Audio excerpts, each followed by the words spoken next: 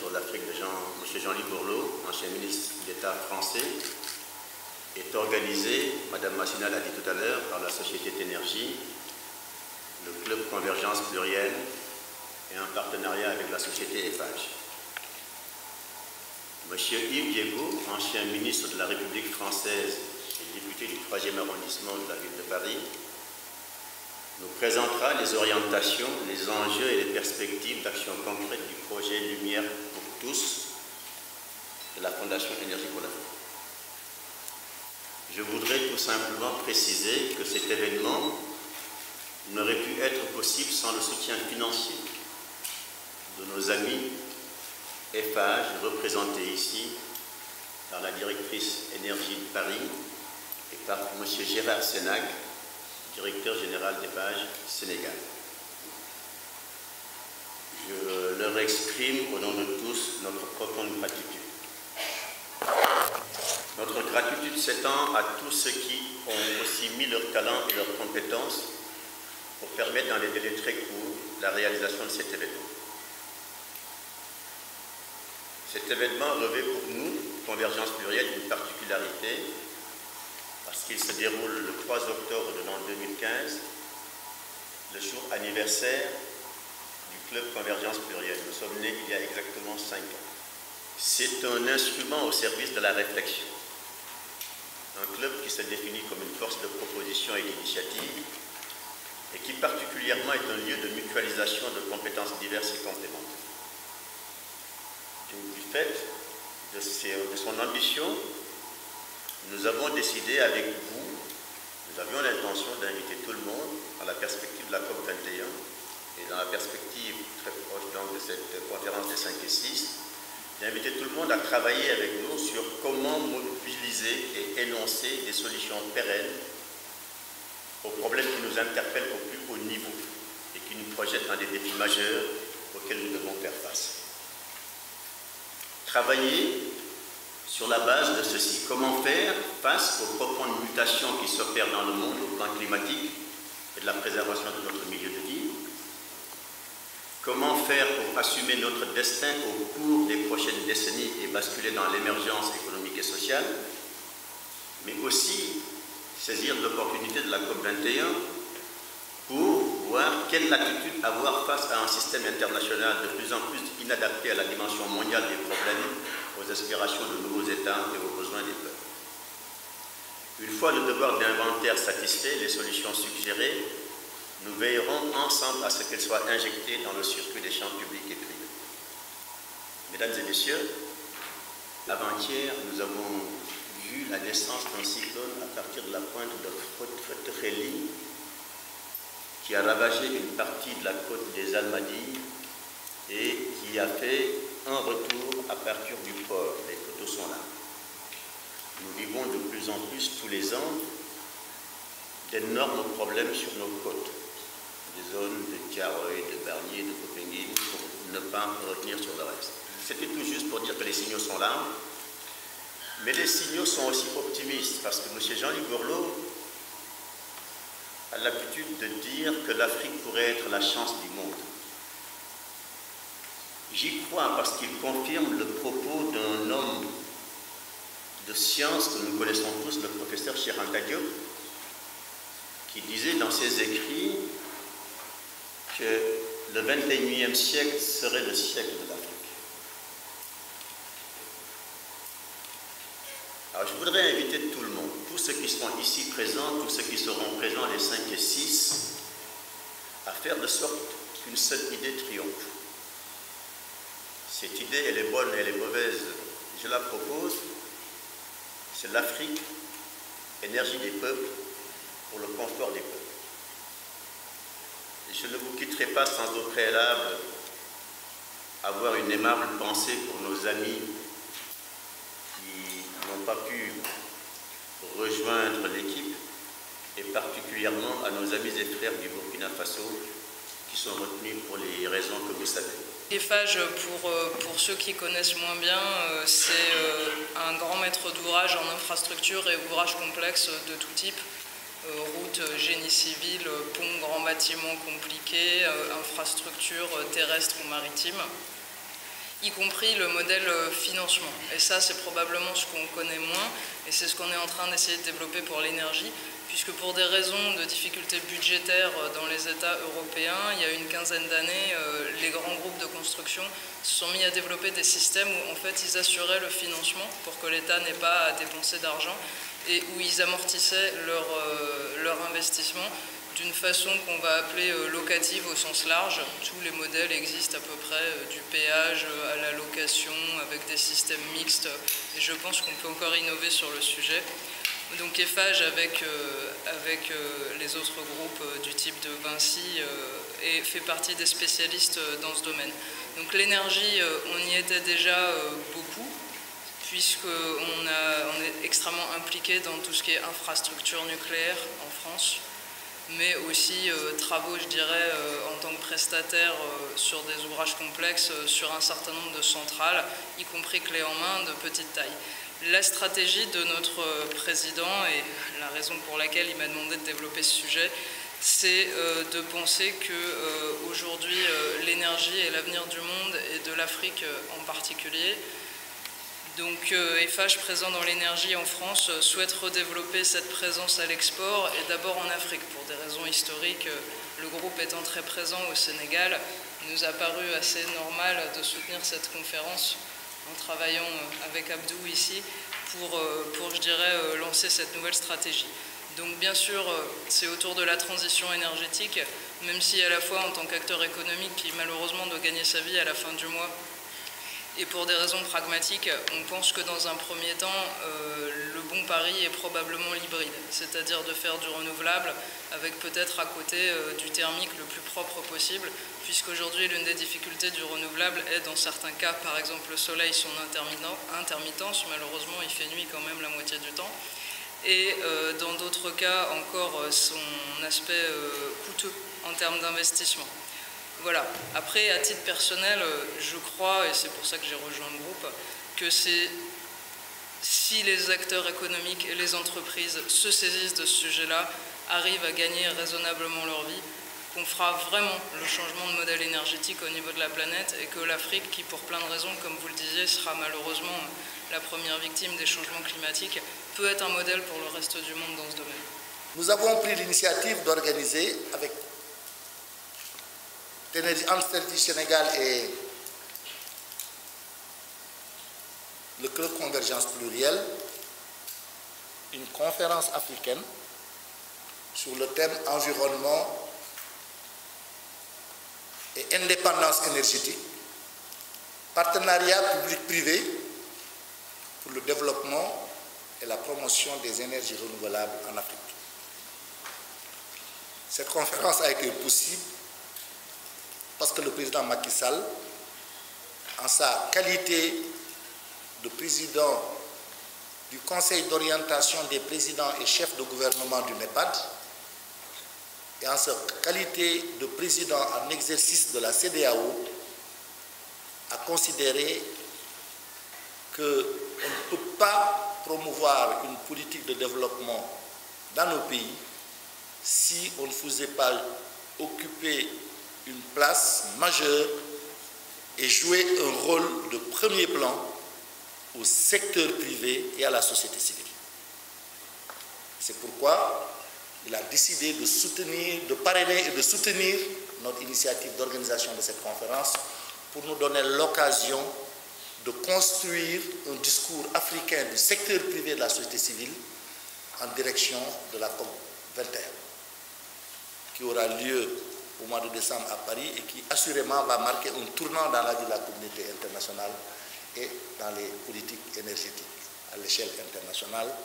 Et l'Afrique doit être à ce rendez-vous-là par son engagement, par son savoir-faire, par sa compétitivité, mais surtout aussi par l'engagement de son secteur privé et de sa société civile.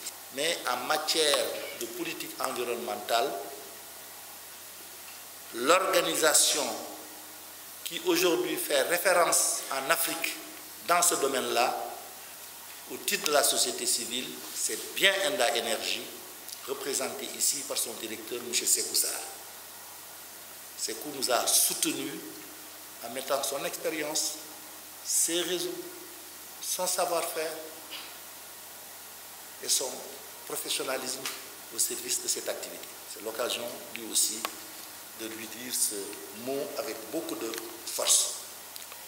La pertinence du thème qui est retenu au niveau de ces 3 dimensions est à souligner, notamment l'environnement, notamment l'indépendance énergétique et le partenariat public-privé. Sur ce, je tiens à féliciter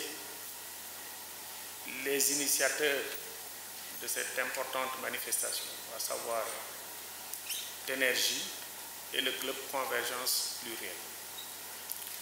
Comme je le dis, le sujet ne pouvait être mieux choisi à l'heure où nous sommes, où ces questions constituent une préoccupation majeure de tous les dirigeants du monde.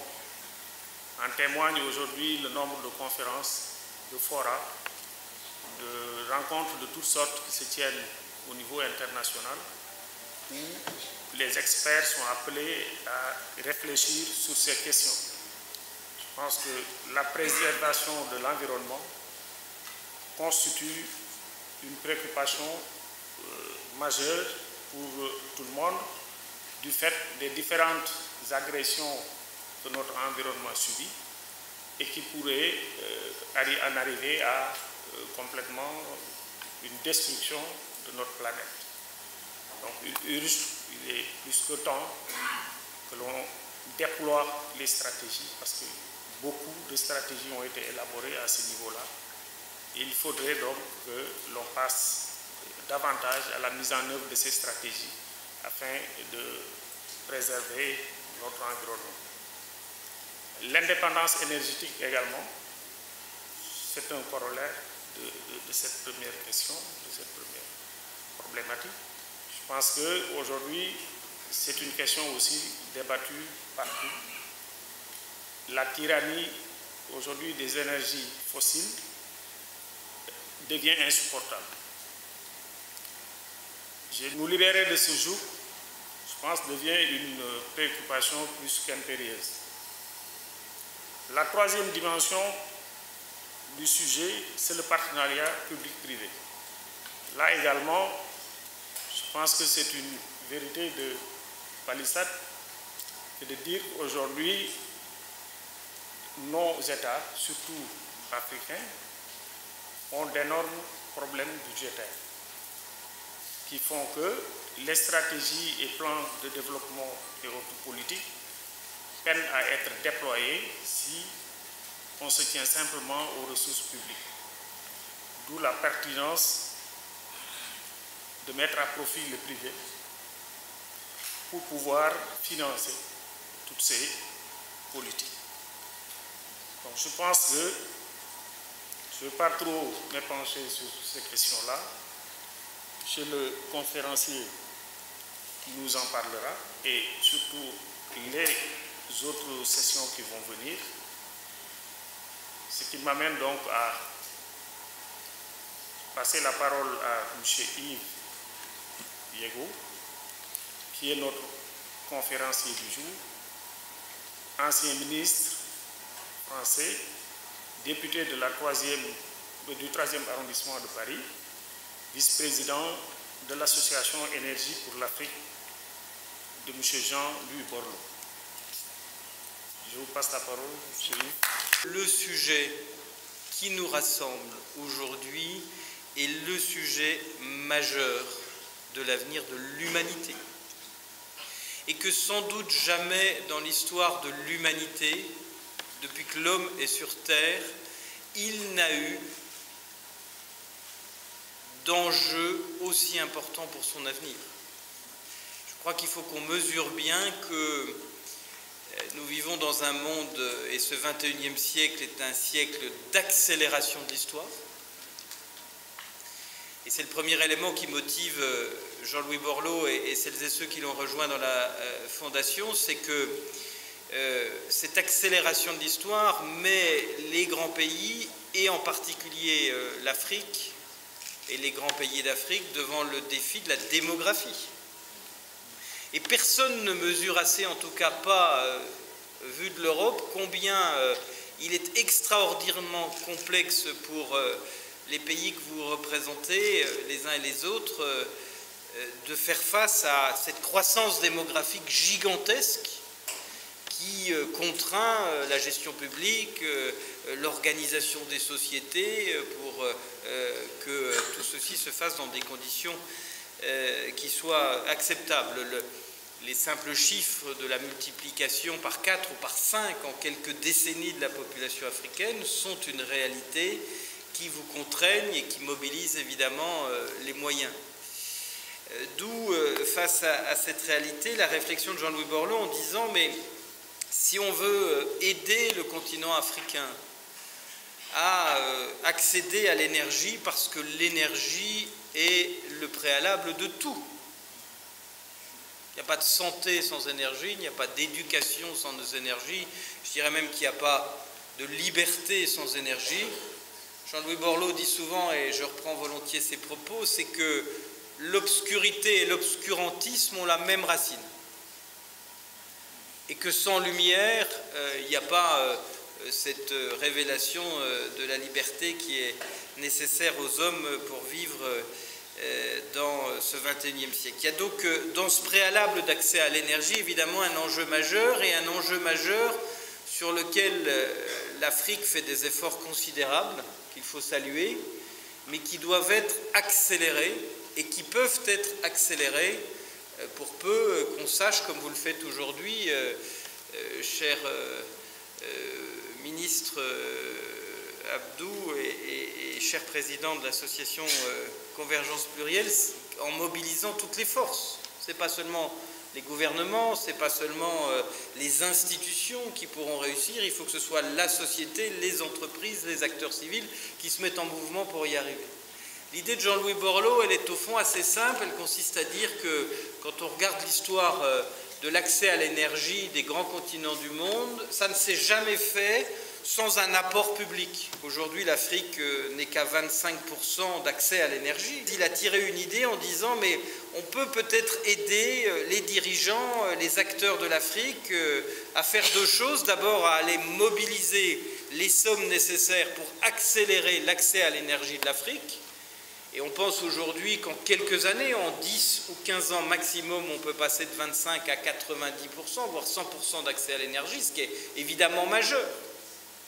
Et qu'on peut d'autant plus le faire aujourd'hui, et ce n'est pas Eiffage qui me démentira, que la technologie, qui est aussi une des grandes nouvelles de ce XXIe siècle, la démographie, la technologie sont deux événements majeurs, que la technologie fait que le mode d'accès à l'énergie en réseau complexe, coûteux, est en train d'évoluer et qu'on peut, y compris pour les zones les plus éloignées des centres urbains, permettre un accès à l'énergie différencié.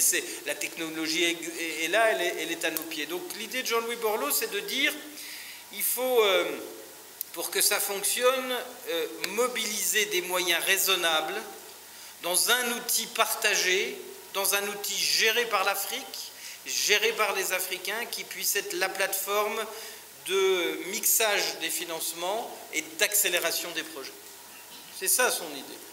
C'est de dire, en gros, on sait que pour accéder à 80 ou 100% d'énergie en ces quelques années que j'évoquais à l'instant, il faut mobiliser 250 milliards.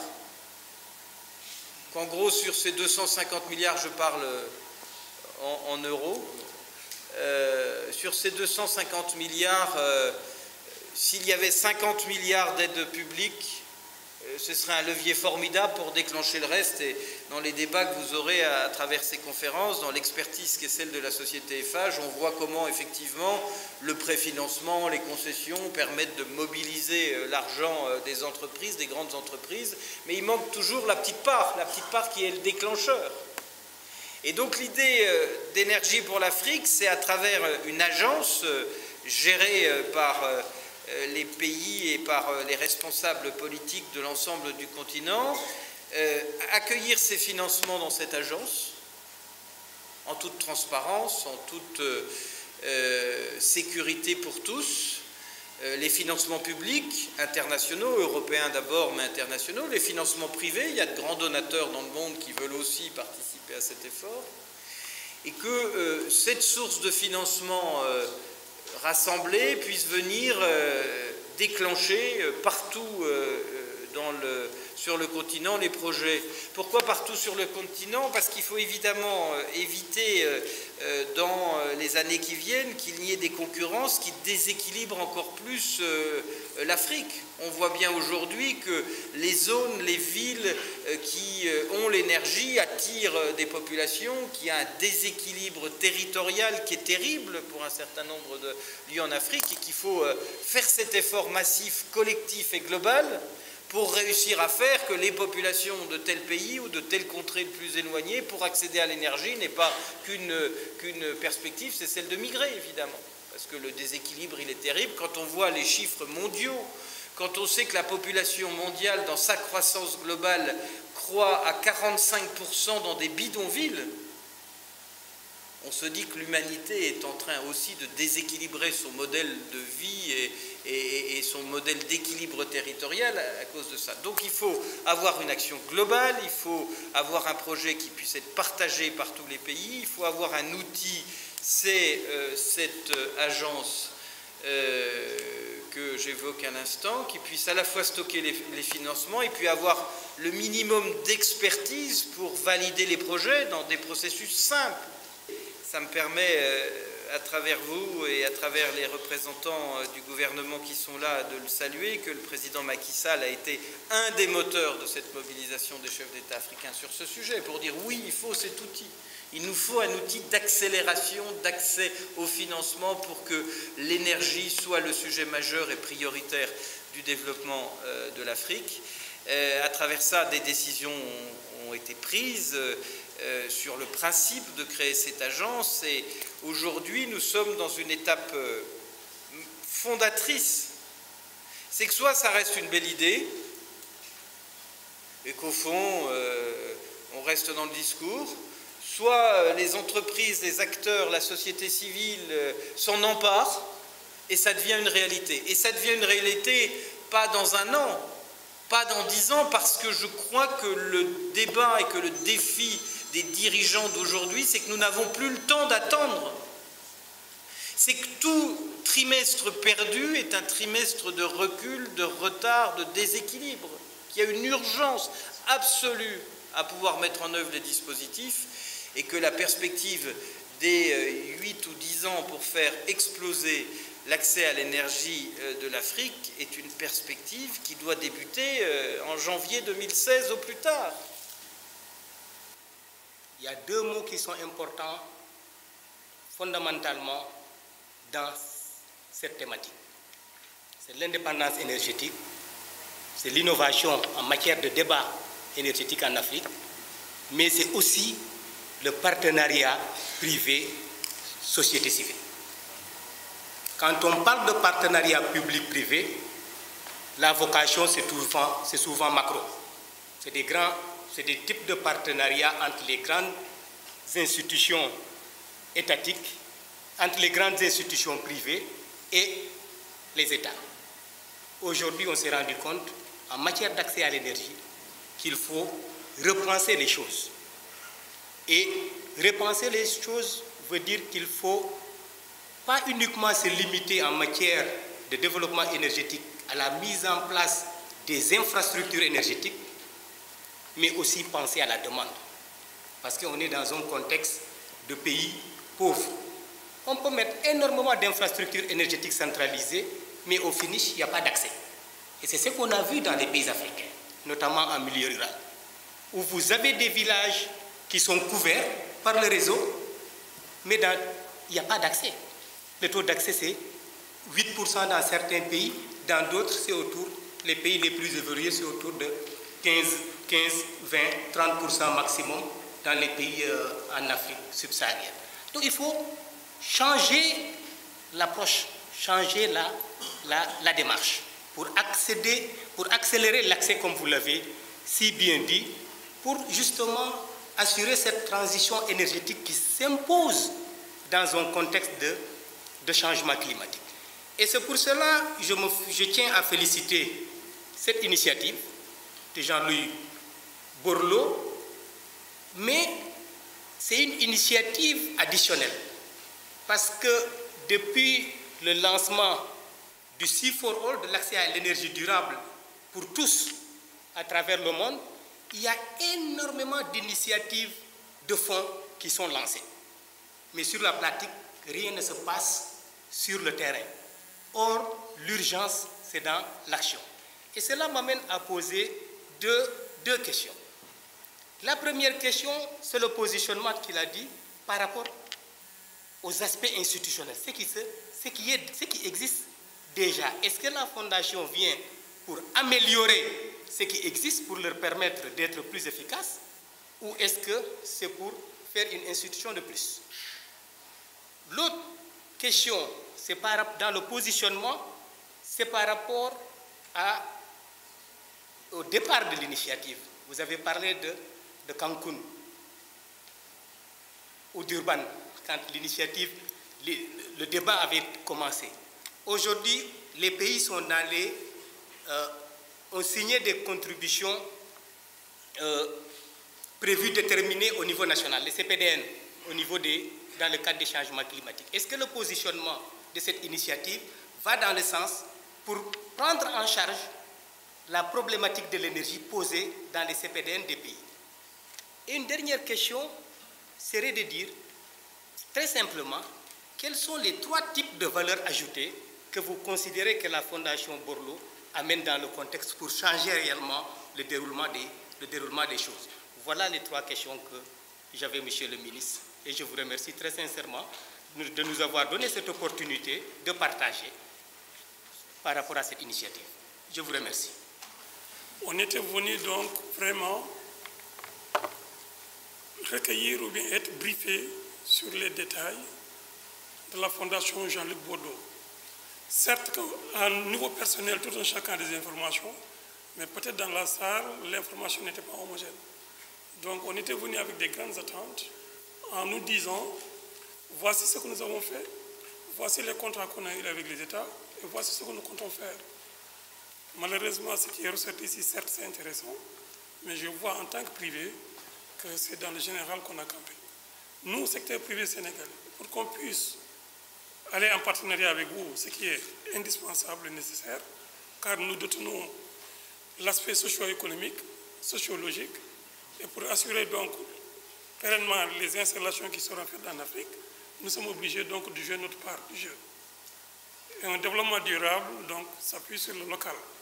Certes, sur le développement durable s'appuie sur le local, qui doit donc jouer son rôle au niveau donc des conceptions et également au niveau de maintenance.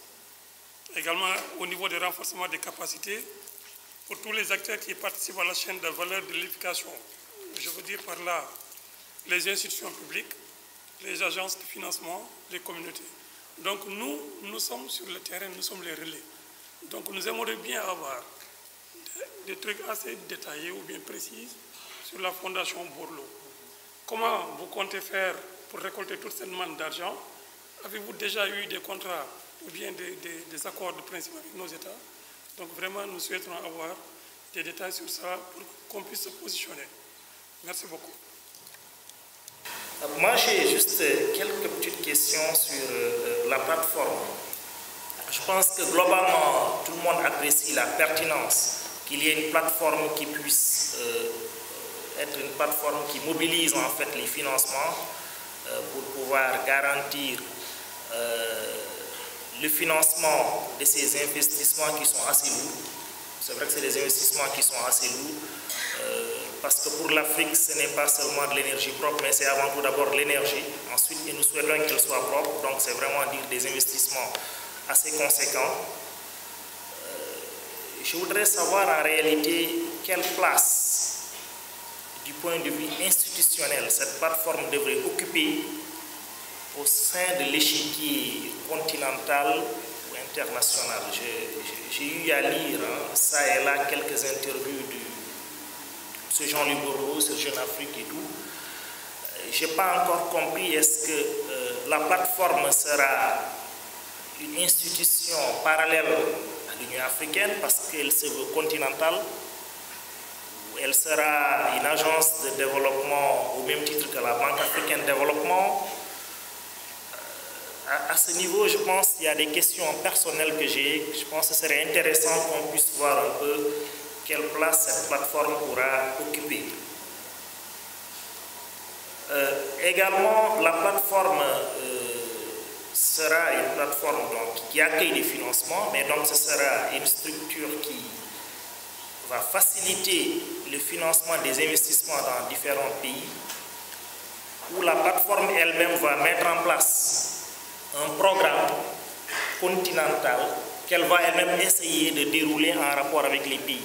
Je pense qu'il y a également des questions intéressantes. C'est vrai qu'il y a des initiatives à l'échelle continentale pour renforcer l'accès à l'énergie dans les pays, tels que, par exemple, le financement des grands barrages d'Inga, tout le monde en parle.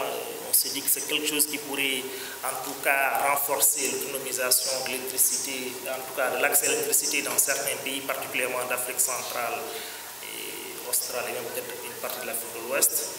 Est-ce que l'agence sera à ce niveau, vraiment, elle va définir ensemble avec les pays africains un programme spécial qu'elle va essayer de financer, ou l'agence sera juste une institution de développement qui va financer un programme soumis par un pays souverain, mais un programme que l'agence jugerait acceptable et pertinent? Je pense que c'est des questions intéressantes également que nous souhaitons, sur lesquelles nous souhaitons avoir des informations. Il y a souvent, en fait, il y a également que l'agence, de par l'exposé que j'ai entendu, a mis l'accent sur le financement des infrastructures. Je pense qu'il ne faudrait pas perdre de vue également, vraiment, je dirais, la maîtrise technologique. Je pense que ce serait intéressant. Je ne sais pas si c'est déjà le cas, parce que peut-être que la conférence a été orale, on n'a pas un document qui nous semble relativement exhaustif pour nous permettre de savoir si c'est le cas ou pas. Mais il serait intéressant également que l'agence s'intéresse à ces questions de maîtrise technologique, de renforcement de capacité, parce qu'en réalité, je pense que c'est toute une chaîne en fait pour l'Afrique. C'est toute une chaîne. Et j'ose espérer que les financements de programmes d'accès à l'énergie propre seront au moins beaucoup plus, en tout cas, beaucoup plus accessibles, beaucoup plus encouragés que les financements juste d'énergie thermique, parce que je sais que, bon, a priori, les pays, bon, d'abord c'est une question d'accès, mais je pense que l'agence aurait vraiment intérêt à mettre également un bonus-malus, comme vous l'avez dit tout à l'heure, sur les énergies propres. En fait. Je vous remercie. Merci.